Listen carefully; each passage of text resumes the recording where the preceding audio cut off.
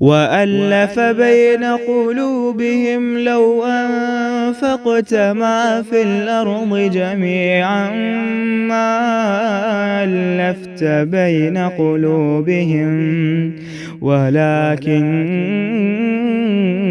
اللَّهَ أَلَّفَ بَيْنَهُمْ إِنَّهُ عَزِيزٌ حَكِيمٌ۔ القلب الباحث عن الہدایہ، ہدایت کا طالب دل، ہدایت کا طلبگار دل۔ یہ کیا ہوتا ہے؟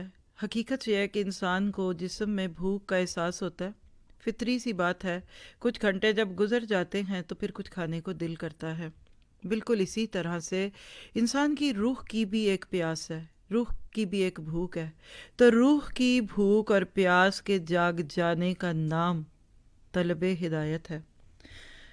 ہم انسانوں کی جس بھیڑ میں جیتے ہیں وہاں عموماً ہمیں یہ بھوک لگنی اور اس کے جو معاملات ہیں وہ سکھائے نہیں جاتے، لیکن اللہ سبحانہ تعالیٰ نے ہمارے دل کے اندر ہدایت کی طلب فطری طور پہ رکھی ہے، فطرت کے نور کی روشنی میں،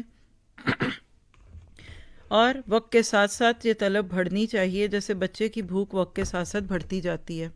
لیکن اگر باہر کا ماحول جو ہے وہ بگڑا ہوا ہو تو کبھی کبھی یہ خواہش اور یہ بھوک ایسی مٹ جاتی ہے جیسے اس شخص کی بھوک مٹ جاتی ہے جس کو کچھ عرصہ کھانا نہ دیں۔ ڈاکٹرز بھی اس بات کے گواہ ہیں اور آپ بھی جانتے ہیں کہ جب بہت عرصہ تک کوئی نہ کھائے تو پھر اس کے بعد کھائے تو معدہ کھانے کو قبول نہیں کرتا۔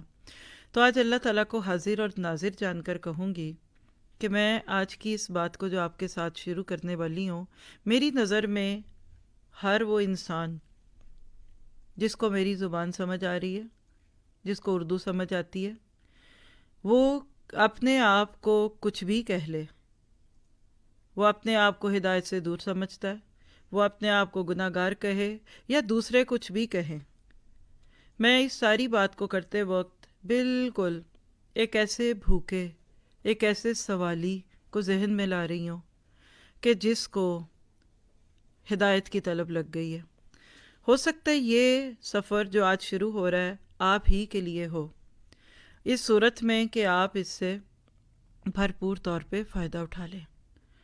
تو کوئی عالم، فاضل، مفتی ہونا ضروری نہیں ہے قرآن پڑھنے اور سیکھنے کے لیے۔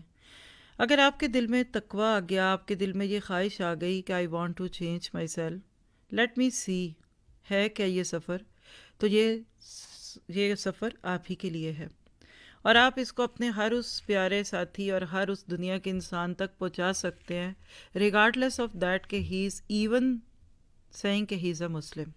یعنی یہ قرآن انسانوں کے لیے ہے، مسلمانوں کو تو تحفے میں مل گیا تھا۔ تو یہ سفر انشاءاللہ آپ کو اپنا سفر لگے گا، شرط یہ ہے کہ القلب الباحث عن الہدایہ، ہر سننے والا اس کو اپنی ہدایت کے ساتھ جوڑ لے۔ یہ میرے لیے ہدایت ہے،